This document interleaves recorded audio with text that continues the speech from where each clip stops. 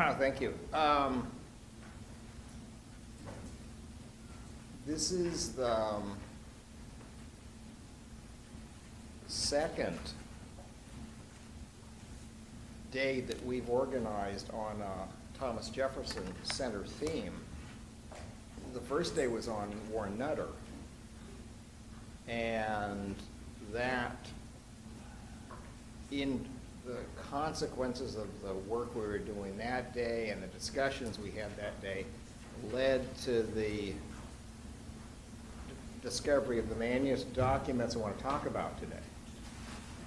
So it was trying to run down Warren Nutter's things. We found when we published in the paper we published in Barclay's journal on Soviet growth stuff in American textbooks, we ran into a Warren Nutter manuscript of his travels in the Soviet Union, which had, as far as we could find with Google, had not been cited in the literature before we cited it.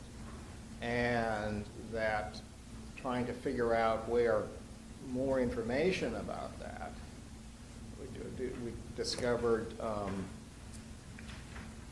accidentally actually, a really interesting document collection. I'll have to talk some about that. Okay, so how what I've got on the project slides are just some of the letters or documents in the larger paper, and I haven't extracted from the documents. I've just made pictures, moved over pictures, so I'm not editing them. So, but what's on the web has many more things than what I'm going to do here. I could obviously bounce out and pull the bigger file if anybody's really interested in talking about things that we haven't talked about, but we'll find out. Okay. Okay, the Thomas Jefferson Center was founded by Buchanan and Warren Nutter to resist trends in academic economics that they deplored. And as part of this enterprise, they put together what we say here is quite large research proposal, which is $1.4 million over, I think, a decade. The Ford Foundation in 1960. Now, the person who's first on the queue is Dave Mitch, who's already had considerable discussions with us about this. And the question is this really large? I mean, you know, relative compared to what? Well, compared to my salary, it's real large. But compared to what Ford was giving Chicago, it's, you know, it's money for coffee. And so, but Dave will talk no doubt at considerable length about that, which is right. So, but what strikes us from the documents is there's a question about what's the basis for the Thomas Jefferson Center's dissent. And as far as we can see, there's two stories, or two accounts. One is it's an ideological. The other is it's methodological. And so, you know, and at the moment, you know, maybe in the fullness of time we'll have a judgment, but at the moment, no, we don't have a judgment. All we're going to do is present the documents, and the order we're going to pick is chronological. Although that actually turns out to be a little complicated, but some stuff goes so fast we don't know which is first. So, you know, but what can you do? Okay, so we're going to just present the documents and let the people speak for themselves. So there's going to be whole documents. They're not going to be there's no extracts. Now,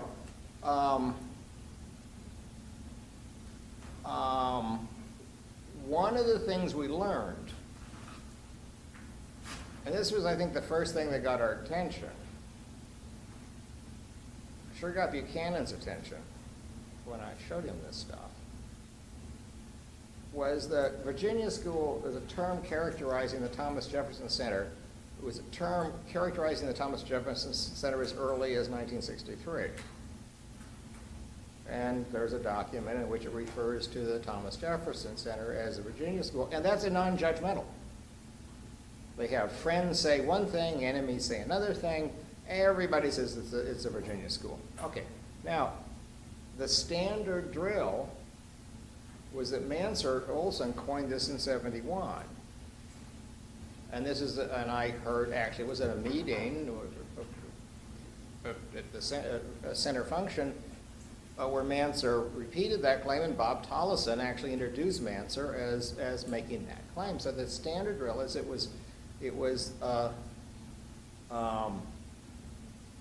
seat back there. Yeah, they're parking the seat back there. There's a,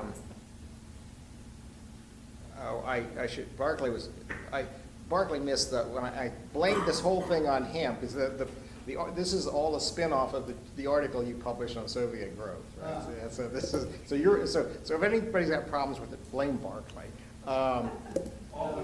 Always blame.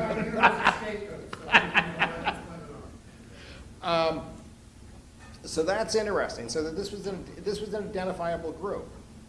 This was an identifiable group as early as '63. Earlier, who knows? Right? We got '63, so we'll do that.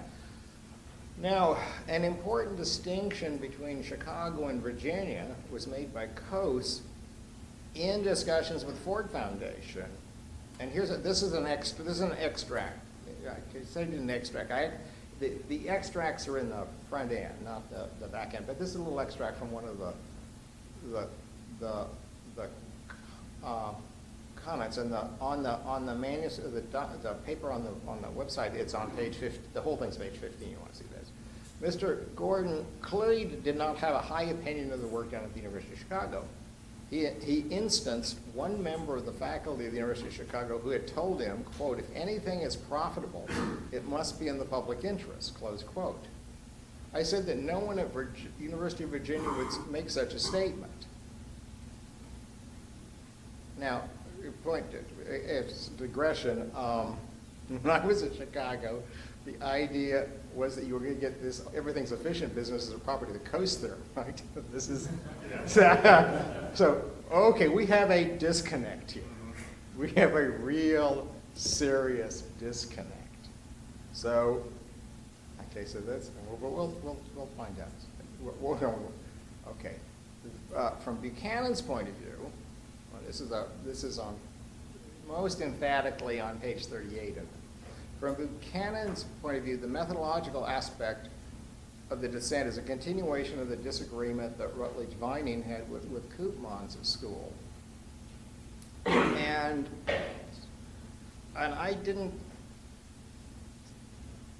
it wasn't until I read this stuff that I realized this.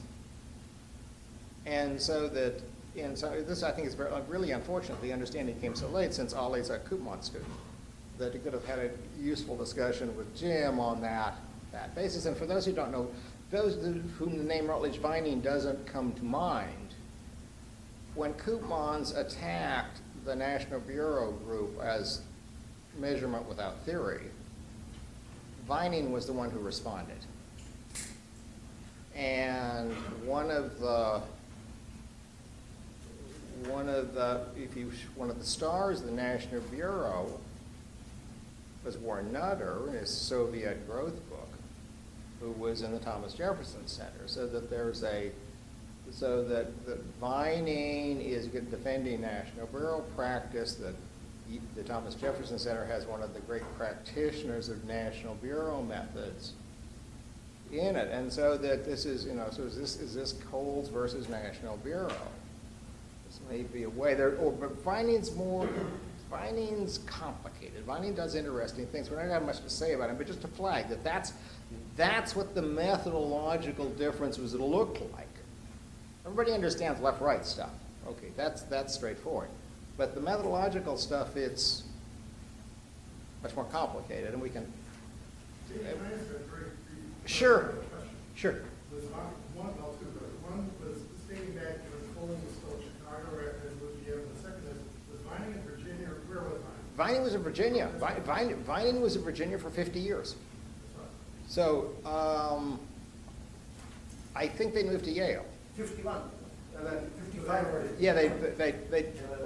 This is Coles Foundation. That's right. They moved to, yeah, right. So that Nutter. Vining found the Thomas Jefferson Center, or No, but he was in talking with Buchanan, and he was Buchanan and Nutter's, he was more, had a higher rank in the department then. He wasn't chair, but he was sort of the power behind the scene, yeah. The student at night as well. He's a student at night, yeah, right. And so that Vining has many articles, which you can find in JSTOR, trying to explain night to the econometricians. Vining is a statistician. He does all sorts of distributional stuff. But he has problems with the econometric modeling for reasons that we probably don't have time to go into. But, so anyway, let's continue. Yeah, I don't know whether I should direct this question to you or Madam Chair. Madam Chair. I've got a question. Should it, do you want questions to wait, or should it be more of a discussion as we go along?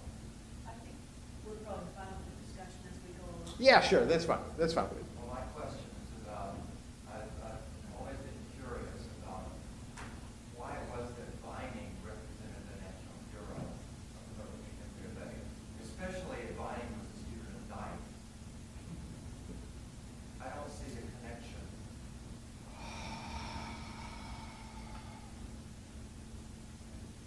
I don't see how Vining would represent some methodological view Well, of the National Bureau. Vining defended the National Bureau practice is hypothesis seeking. It took the econometric technicians a long time to realize, oh, that's called specification search. I think the first person who put those two together was Mollenvaux. Mollenvaux has a lecture at the 50th anniversary of Coles. And he said, you know, the specification search stuff that then he gives the usual list actually starts with Vining and the hypothesis seeking. The serious question, that's a sort of a technical issue, I think, although maybe it's more than that. But the deep question that Vining asked Koopmans was, where's the econometrician in the econometrics model? Does that sound like night? That's night. And Koopmans didn't have an answer to that. He tried to have an answer for the hypothesis seeking, didn't work, but no matter, that took a long time to figure that out. But where is the econometrician in the econometrics model is a real Knightian question. So, yeah. Can I say one thing in clarification perhaps on what Dan was asking, because someone who hung out with Vining and had 3 courses from and so forth, generally liked it, was that Vining was a student of night, but he also was a great fan of the old style institutionalists. And he talked about them, and he was a strong supporter of the Martha Bird, Wesley Mitchell. One of his early articles was on Haynes and Bevan, as a matter of fact. And he had that connection and was deeply interested in empirical phenomena relating to economic phenomena, and that Koopman's writing thing brought out those differences very uniquely, but he was very much at it with being that National Bureau kind of spirit at times. Well, remember, when Stigler writes his autobiography, he says he's been a member of 2 schools. One, of course, is Chicago, the other is National Bureau. And I think that there's a Knight's relationship with the institutionalist is, what's the term, complicated? And I remember, I don't know if you came to hear him, but some years ago, Malcolm Rutherford gave a talk on institutionalism and the National Bureau. And I went into his talk thinking that National Bureau was opposed to institutionalism, came out thinking, no, it's sort of the same thing. And so I think that so getting the National Bureau straight, getting Knight and the institutionalist is, I think, really important. I think the person who's done the heavy lifting on that is Malcolm Rutherford. I think his new book, his book, I think last year was just wonderful. And I think that the sort of the Knight institutional stuff is, I think, part of this problem. So we have a Vining student who can and correct all the misrepresentations.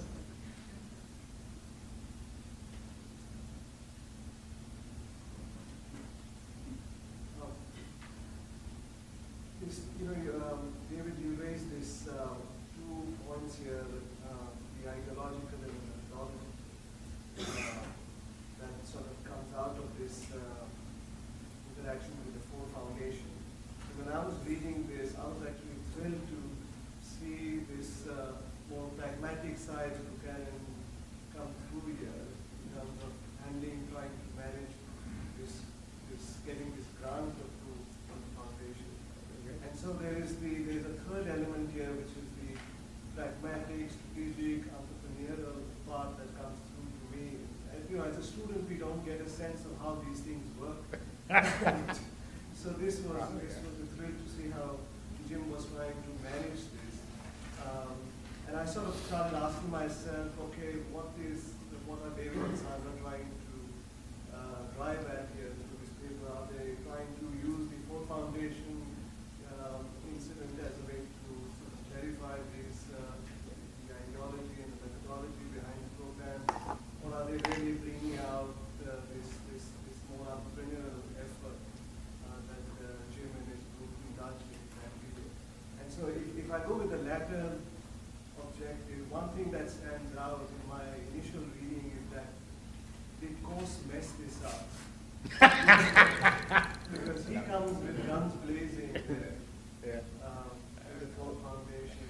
And so the question, because the response you get, even though there's a change in the personnel with Gordon Kermit going out and the new director who seems to be more sympathetic.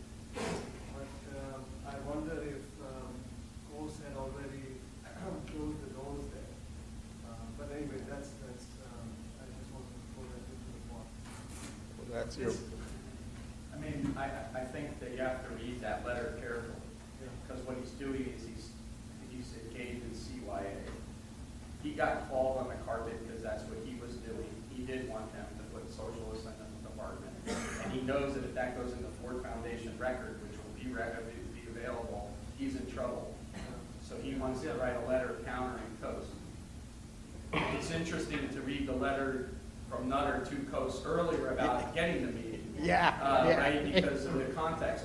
These guys all know what's going on. They're trying to counter, and they're sending in who? Their most subtle thinker, right? They're kind British gentlemen. It's an opposite reading of what's going on. They're smart in the sense that if Buchanan goes in there, you might punch him in the face. So they send in a kind, gentle British man, and who's supposed to be, very nice, and the guy's like a jerk to him. So it's a fascinating kind of story. What I find kind of interesting, David, is that the context with the Ford Foundation is clearly ideological, not methodological. You are inferring that there's a deeper methodological issue, which is why the Ford Foundation might be able to have alliances with people in the economics profession to help them play out their game, right? That's your subcontext. But I'm wondering how much of their opposition was just simply different, as Jim would put it at a later time, different windows on the world, right? Because you got to remember Samuelson in the Principles book, the first edition of the Principles book, has a whole thing which is an attack on individualism, right? In his Principles of Economics book, he says it used to be said that you could do this, this, and this, every man has his own canoe and all that stuff like that. Not anymore, not in the world that we live in today. We have to reject those ideas. And so the fact that he gets called upon as an opposition, or these things, I'm not sure that it's necessarily that they didn't get the point about rules versus this. I think that there's a broader zeitgeist going on, and how do you counter that hypothesis? well, As opposed to later on when it's definitely a methodological dispute, right? well, we want to be really careful about any inference about Ford, because we're only looking at one grant application. The Ford archives are open. They sent us this their entire scan of the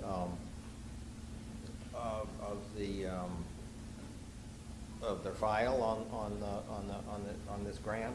And I suspect they would do that for everything, so that if we could find a student to do this, we could actually go through and back out what the Ford was objecting. But David.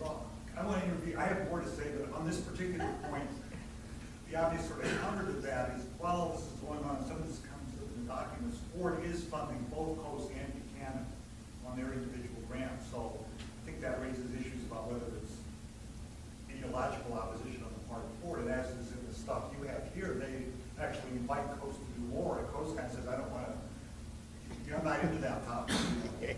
So I don't think you can say that it's strictly ideological, given that immediate context. They're actually funding both these guys. And also on this issue of the size of the grant, it's also the case that at least in Gordon's response back to Coast, he thinks it's huge. He refers to it as massive support, not minor support. Yeah. So again, whether or not that's, put those things in present value terms. Oh, yeah. 1 point, that's not a small, like any of us got a 1 point something million grant for, we'd be happy with it. In $1960? Yeah, $1960 is pretty good. But so they view it as a massive support. Yeah. I also wonder whether or not there's issues going on with just simply the, Virginia's kind of an upstart program I think there's some of that. as opposed to an established program. I'll let David go on. I'll shut up. This is fine. Get on. Okay. One thing first, Very quickly. at the same time they were doing this grant, they granted the college, I went to Colby, and a whole slug about was $2.5 million. It was probably 20, probably middle of it. And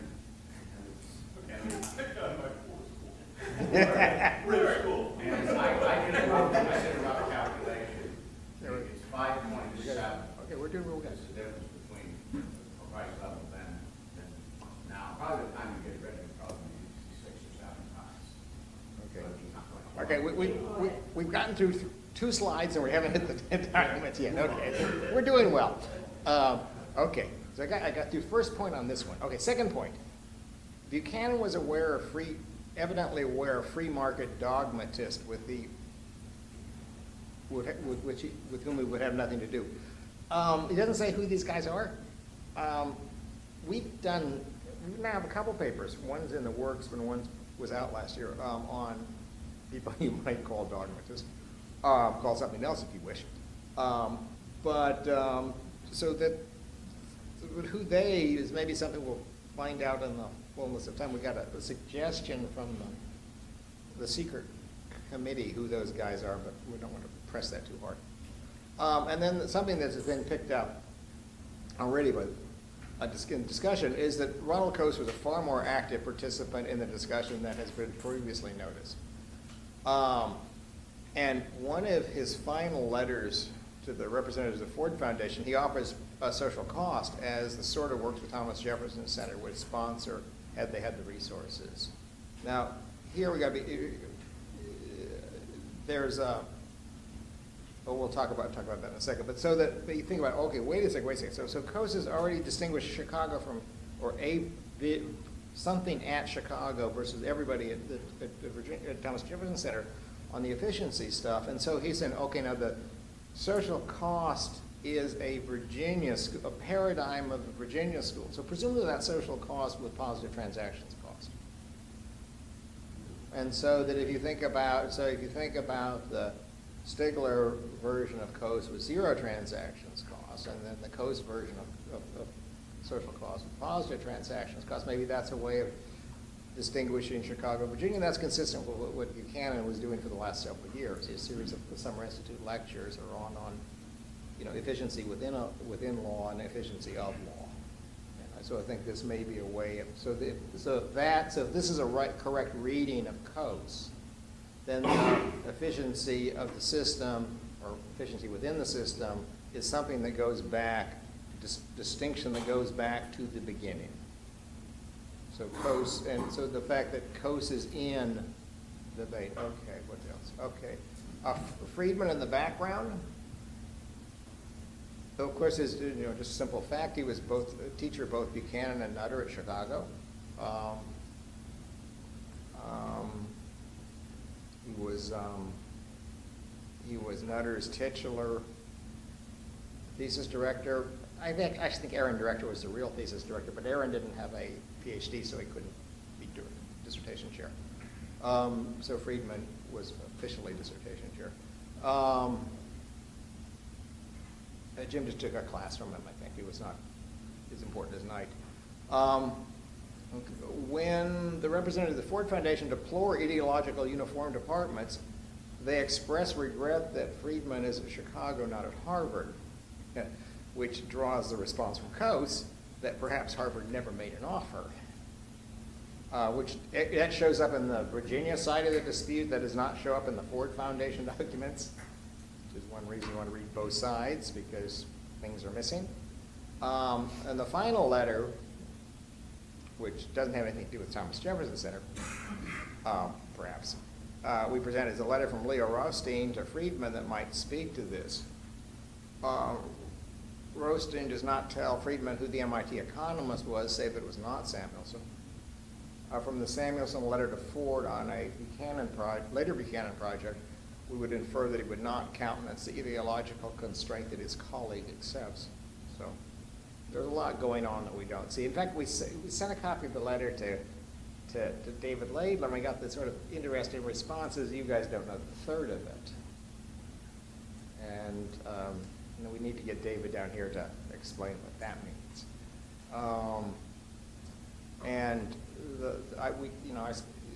The folks at Hoover were sweet enough to scan the entire Friedman-Rothstein correspondence, which is quite large.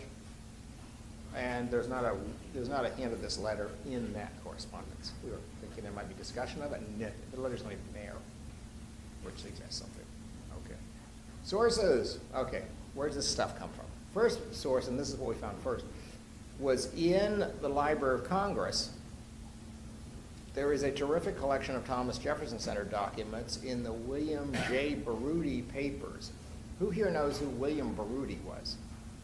1, 2, 3, 4, good, okay, yeah, okay, that's enough. William Baruti was the head of the American Enterprise Institute. And it was also where, when Nutter finally got sufficiently annoyed with his colleagues at UVA to go half-time, he went half-time at American Enterprise Institute. He was very close to William Baruti, and as a consequence, all the Nutter stuff is in the William Baruti papers. It's generally easy to find because there's folders that call, G. Warren Nutter, so you can use the finding guide to locate. There's other things, but the bulk of the stuff is exactly where you would expect the Library of Congress to put it. So that's and there's wonderful things. There's a letter from Samuelson to Alshin. There's a letter from Samuelson to Nutter about Alshin. There's Nutter's attempt to get a job at UCLA, and all sorts of wonderful things that we're not going to talk about. David, can I ask another question? Quick, a little more trigger, another one deeper. This goes back to the paper that I published by you and Sandy. Was there any direct correspondence between Samuelson and Nutter about the Soviet growth? Not that I could find. Found anything? We didn't find anything. We haven't looked at Duke, but we looked at there is correspondence from Samuelson to Nutter about Alshin, but we don't find anything about that. That might be a Duke. No. So it's not, there's nothing in that side? Yeah, right. Maybe something on Samuelson's side. Yeah, right. I guess I'm wondering, what degree was Samuelson aware of Nutter and other critiques? Yeah. Yeah, I Clearly, know. Samuelson, as I pointed out to you all, was drawing larger than official CIA numbers. Yeah, right. That's a whole other story. Right, that's a whole nother story, right. No, it's one of the, we're hoping to find things like that, which led us to say, oh, there's Nutter stuff at the Library of Congress. Who knew? So go over there and get the family's, it's a collection you need a family permission to read, but the family permission comes in a week. So it's not a filter at all.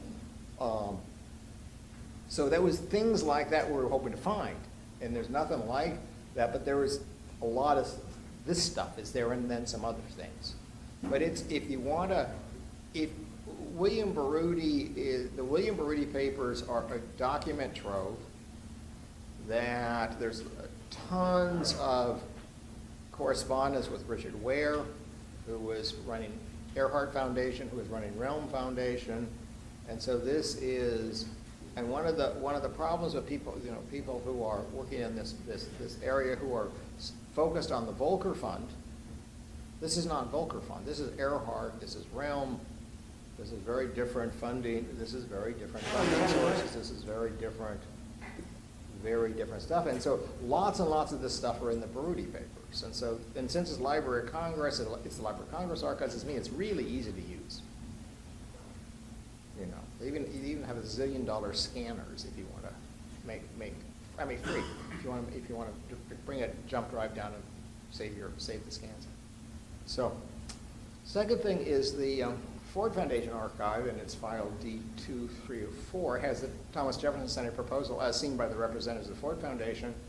Ford Foundation archives are now in the physical custody of Rockefeller Foundation archives. This happened a year or so ago. If you want to go up there at Sleepy Hollow, New York, but they'll make a scan and send it to you. The only problem is they stored stuff by microfilming it.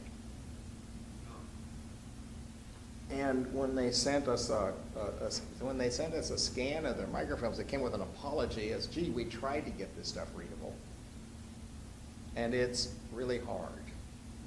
The one letter from Coast took a day to read. So and then the letter from to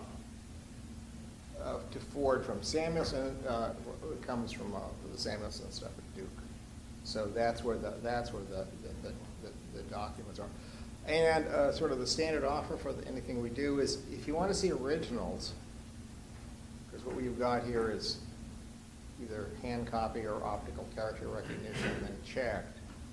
If you want to see originals, let us know and we'll send you originals or our scan of the images we're working with. And so if you find mistakes, please let us know and we'll correct them, because some of the stuff is pretty difficult to read. Okay.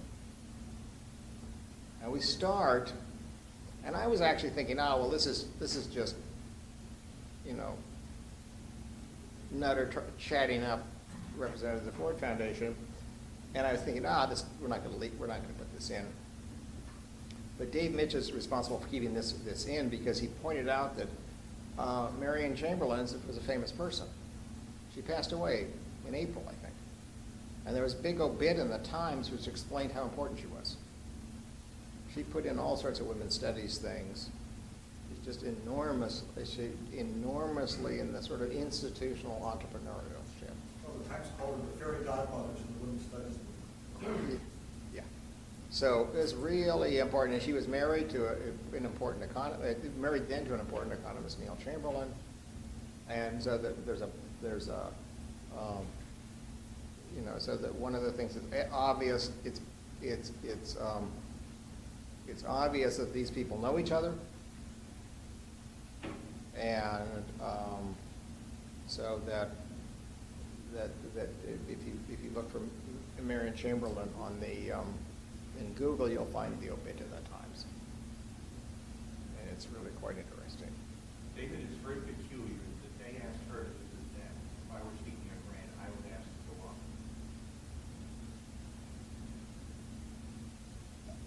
I don't know. I mean, these people socialize together. I mean, it's just sort of,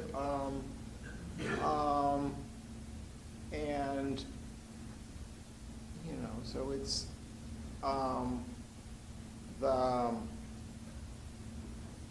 maybe they wanted to show around the institute. I don't know. It's just sort of, they know each other, which is really sort of, you don't. Okay, now here's the sort of.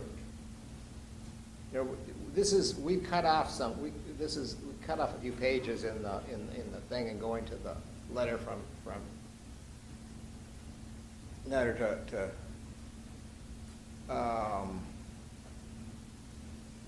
Coase, and sort of in the middle of the second full paragraph, The most disturbing thing about our proposal is that the center is tied up with a quote point of view, whereas the foundation supports national programs, quote, of unbiased institutions like Harvard and Yale, close quote. He really said that. And aside from Gordon being left-wing, Gordon is thick-headed enough to believe what he says. And, you know, that Nutter was at Yale for 7 years and didn't get tenure. And so that he had some happy experience with Yale. And so, you know, so then as Pete said, you know, so they're asking Coase, who's got Ford money, to go in and to talk to them. And now something again is a wonderful project for now that the Ford Foundation archives are easy to get, and I suspect other foundation archives of this period are now becoming open. The Nutter footnote is really interesting. P.S. The brush with the Ford Foundation definitely leaves me with the impression that a careful public investigation doing nothing more than making public the pattern of gifts by such places might be useful. So this is, yeah, it could be useful. This is really sort of interesting. Okay. Yeah, Go back to that slide. sure. I wonder if Nutter dismissed or Could be. It strikes me in a number of ways, on a number of different dimensions. When you think you got a truth, then other viewpoints are biased and yours is not. Yeah, that's right. That's right. Sure. And you see this play out in universities all the time now. That certain groups will be vetted for balance, other groups aren't vetted for balance. Yeah, right. And I'm sure we all do it in our own lives. Right. So I think there's something very, probably very normal Right. about Gordon's reaction, Yeah. apart from the content Right. of the issues. Well, one of the things, and we don't have it. This is not in our little preamble. Maybe it ought. There's an issue running around this. It shows in odd places, but the minimum wage law comes up as really sort of is a consistent topic. And that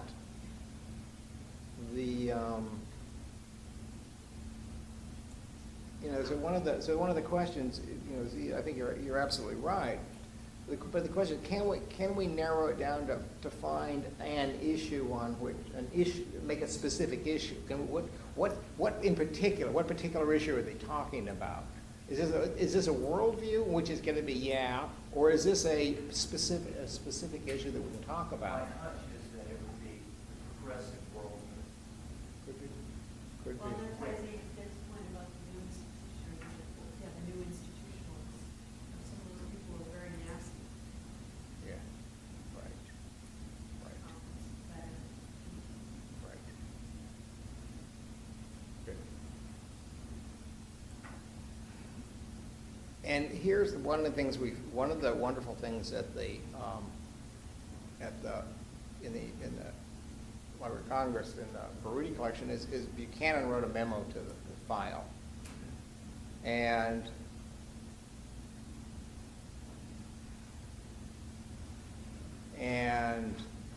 that,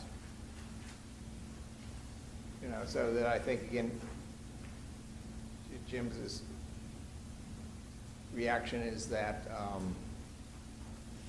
the Ford reaction was almost wholly negative, and let's see,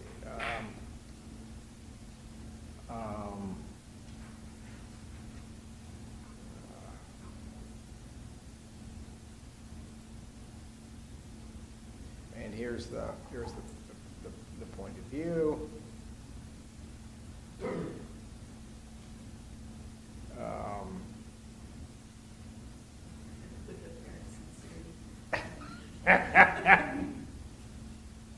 Yeah, it's interesting to compare what Jim writes to the file and what Jim writes to other people, right?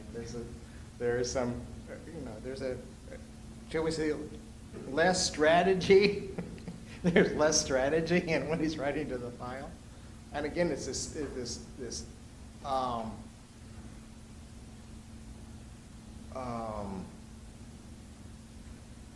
their question is there a particular point of view, and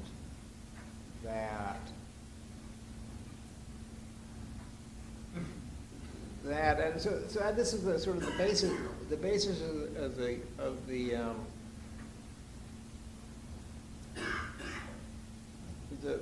question I asked, responding to Dan's question is from some points of view, Milton Friedman and Abel Lerner are indistinguishable. Consumer sovereignty is an example that immediately comes to mind. That this is, and that their sort of their affection for market mechanisms is another thing that would come to mind. And so, if you think in that dimension, these are the same. This is one person in two bodies. This is from another point of view, but they're very different. And so, which dimension are we thinking on? And so, that is an issue, or is it an approach? And so here's this is the, and I think going back to his Yale and Harvard unbiased. And there's now here's a question that Dave asked. I want to make sure. I thought it was a really good question. Dave Mitch asked a question. I guess it was yesterday. Was there any evidence of discussion that Ford was interested in where the Thomas Jefferson Center had been getting money? Now, one response, of course, is they've been getting money. Buchanan and Coase have been getting money from Ford. So, and Nutter's National Bureau thing, I think, was funded by Rockefeller. I think that's right. But here's the one other funding source that I saw when I scanned this, when I read this stuff, and that's Earhart. So it compares Earhart, small foundation, which is going to in fact promote a point of view, support people, with this Ford Foundation, which is a national foundation and can't promote a point of view. Maybe I just want to point, it doesn't explicitly say that Earhart founded Thomas Jefferson. No. It's just that they could. There was no problem with Earhart funding a point of view. That's just all that says. And so it doesn't say that. So that it's not. There's no. It doesn't say that Earhart gave the center a nickel. It's just that that's the one other funding source which I saw mentioned in the document. So it's Earhart. Now, did in fact they give money? Did Earhart give money to Thomas Jefferson? Yes, they did. So that's probably why that came up. But the document itself don't speak to that. But that's the example. So you see Earhart's in there. So as an alternative funding sources. You may have suggested in the last paragraph, I think maybe the crux of the matter, that they felt that the Ford Foundation people were much more interested in painting the image of Ford. Yeah. So even if you don't assume that they had any ideology, what they're really telling about Harvard and Yale is what would Harvard and Yale think of us? That could be very right, and that's how Buchanan's responding, right? Now, of course, until Coase comes in amongst them. Yes. If I underscore this, there is this element of posturing. So the word apparent is used twice. Once for apparent sincerity and another for apparent surprise. Apparent surprise is purely active, and it is posturing. And posturing with a view to maintaining an image. Right. Right. No, this is certainly how Jim is reading this, or it's not, it goes without saying that this memo to the file is only in the Baruti collection. This is the Thomas Jefferson side. I think this is not in Ford. And there's others memos to the file on the other side too. So This is not in This is Jim's notes. this is Jim's memo to the Will file. not be in. Yeah. So no, this is Jim's memo to the file. Yes. So This is his notes. yeah, right. Dave, Yeah. Jerry's question makes me, or statement makes me think that, again, this question of what the image is that they wanted to protect. They wanted Harvard and Yale to think well of them. Well, Harvard and Yale don't think. People at Harvard and Yale think. Yeah. But somehow there's this institutional culture, there's this set of things that are taken for granted. And it's hard to pin it down. But certain things or certain ideas are taken for granted by the right people, the good people, the smart people. And you don't want to get on the wrong side of that. But it's a very interesting question, what that is and how it comes to be what it is. One might call it a point of view. But it's not as fine, it's not a Yeah. sharp point. I agree. It's a blur of view. But you know when you're outside. Right. Right, no, but this is, the last paragraph on this page really does make that point, doesn't it? It was that the Ford reps seemed much more interested in maintaining an image of Ford and to be more worried about what people would think about various actions or various grants being made by Ford than the inherent qualities of any particular project. They did not raise questions about the qualities of our project. Not one question was raised in the 2-hour discussion about the merits of the project or the individual competence of the scholars concerned. This is, and so this is the sort of the, I guess this is what the difficulty was, or this is what they found themselves in. So this is, as I said, this candor is not something you would expect in a letter, except maybe by Coates. Okay, here's what to do about it.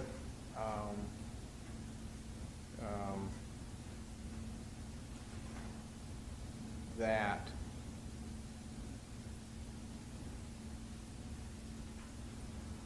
okay.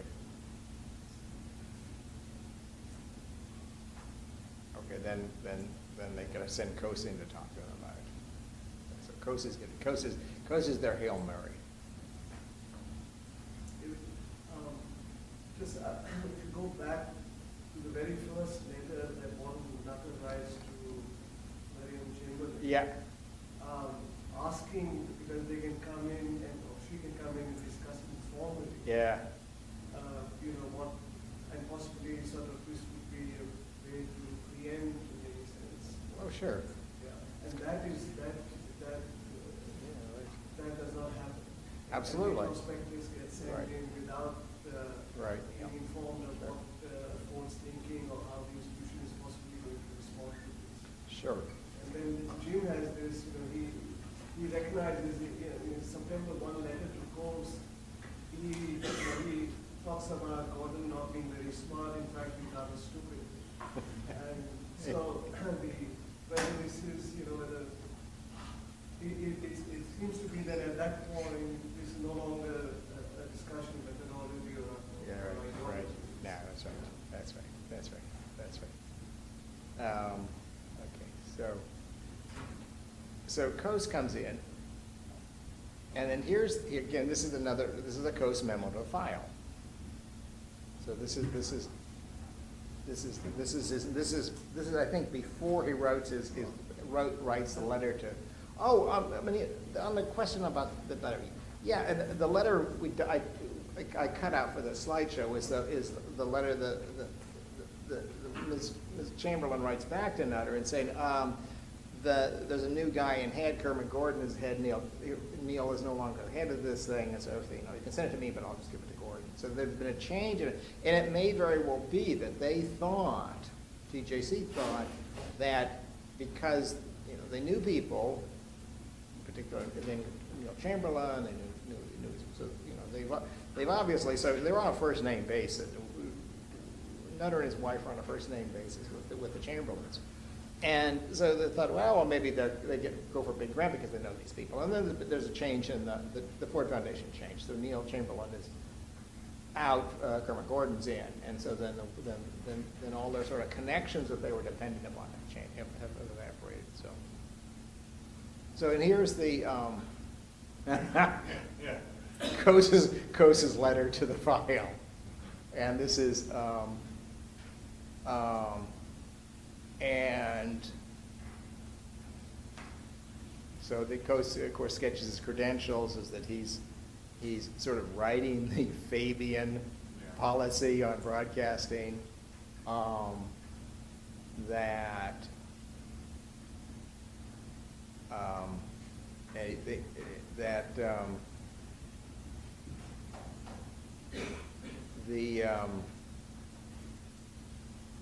so, and this is so he goes in, he says he goes in, he's thinking he's going to clear up this misunderstanding. There's a silly misunderstanding that these guys think that their TJC is engaged in propaganda. That's not so. He's going to go in and clear the air. Right. I opened by coming directly to the point I wanted to make and explained that the work that Thomas Jefferson Center wanted to sponsor was not of a propagandist character, but as a serious research program. Either immediately or shortly after Mr. Gordon referred to the complete uniformity of the views held by the economics faculty at the University of Virginia, I said that Mr. Gordon was under misapprehension and told him of the wide divergence of views expressed when someone presented a paper. Okay, so is it the uniformity with respect to what?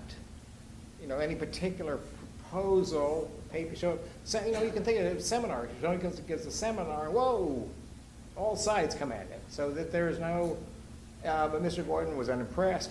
I countered by asking him who he thought we should appoint. He replied that he did not intend to help us with our appointments. As to the same stage of the discussion, he said he did not see how I said we could not add faculty with different points of view if the Ford Foundation was not going to deny us the money with which to do it. Mr. Gordon did say that this denial of our request might be the result of a certain general policy consideration, but in fact, most of the whole 1.5 hours was devoted to staffing questions, and I formed the firm impression that unless the present staffing policy was changed, the University of Virginia would not be eligible for assistance from the Ford Foundation for a program of the kind put forward by the Thomas Jefferson Center. It became apparent that the Department of Economics, which Mr. Gordon regarded as a model, was found at Harvard. Perhaps it was not ideal. Mr. Gordon agreed that there was a dominant group there, and at one point he seemed to be implying that it would be desirable to strengthen the non-dominant group. He said he thought that it would be better if Friedman were at Chicago than at Chicago. At this I commented, quote, perhaps they haven't asked him, close quote. Mr. Gordon clearly did not have a high opinion of the work done at the University of Chicago. He instanced one member of the faculty of the University of Chicago who had told him that anything is profitable, that if it would be in the public interest. I said that no one at the University of Virginia would make such a statement. I also referred to the magnificent technical training and so on and so on. And so that's where the efficiency, so I think, okay, I got 5 minutes. Okay, so what I'm going to do now is, because I only got 5 minutes, since I have been so generous and donate my time to the audience, that I'm going to bounce to the last things and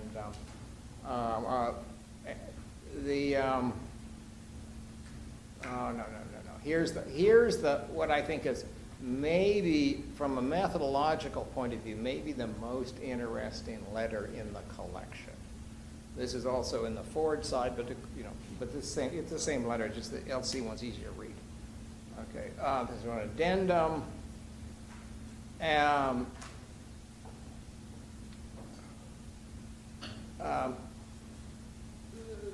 It is prompted by the fact that a recent reference to the work of a member of the senior staff here by Soviet economists has just come to my attention. Right, so that the question is it ideological, is it methodological, is how Buchanan is putting the argument forward. And so now what we've got is you got testimony from the Soviet Union, right? So we got testimony from the Soviet Union. Okay, the reference reproduced here provides, I think, some useful external evidence for the fact that the approach that we are hoping to promote through the Thomas Jefferson Center here, in fact, differ from the main tradition of current American scholarship in economics. The following quotation is taken directly from American Linear Economics, a Soviet view by Paul Hentz, ORO, Johns Hopkins. In this piece, I translate a review of 2 American books by a review and appeared in I Don't Speak Russian. So, okay, here's the passage. Several American specialists, among them Vining, who is cited above, Professor Knight, etc., have also taken issue with Koopman's presupposition that linear programming be examined as a possible method for planning the whole capitalist economy.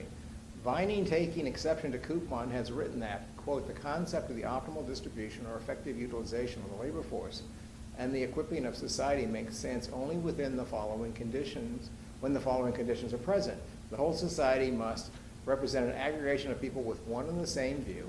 It is necessary to postulate the presence of a certain will or decision maker who can control the activity of society in the direction of the goal in general, close quote.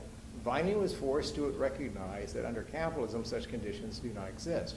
For this reason, he concludes that no operational context can be ascribed to the idea of an ideal effective utilization of resources in society.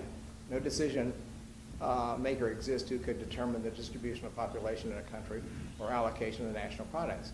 When it's recognized that the translation of Vining's work from English to Russian and the translation back to English must create some modification of the original, and one also recognizes that the Soviets reviewers are seeking to find fault with the work of Koopmans and others whom they are answering, it nonetheless remains true that they have quite accurately picked up a rather significant difference in approach between Vining on one hand and what might be called the orthodox current American approach on the other. The approach taken by Vining represents that taken by the members of the senior staff of the Thomas Jefferson Center. We feel that it does indeed reflect a fundamental methodological position in describing deserving of serious consideration. It can't be emphasized too strongly that the point of view does not preclude considerations of alternative social institutions and arrangements. The emphasis is, however, on the operation of alternative institutional structures and upon criteria for organizing and modifying those structures, rather than upon achievement of externally specified objectives. Although we remain tolerant of those who would disagree, we find that a broader approach is the only one that is methodologically consistent for students of social policy who works within the framework of Western democracies and political institutions. And so this is I think the sort of the culmination of the discussion. And then here's here's Coase. This is the letter of Coase says social justice is TJC paradigmatic. Here's the self-study report. Here's where the Virginia School, here is, okay. That the economics department has associated itself firmly with an look at that at Virginia School. Okay, I'm through. Just leave it up. Okay, and then we've got the letter from, then we've got a bunch of stuff in the back. This is the review from Samuelson of the Buchanan Project, and this is the letter from Rothstein to Friedman about economists from MIT not who disagree with minimum wage laws, but won't say that in public because they don't want to be seen as agreeing with Milton Friedman. And that's it. Thank you very much. Sorry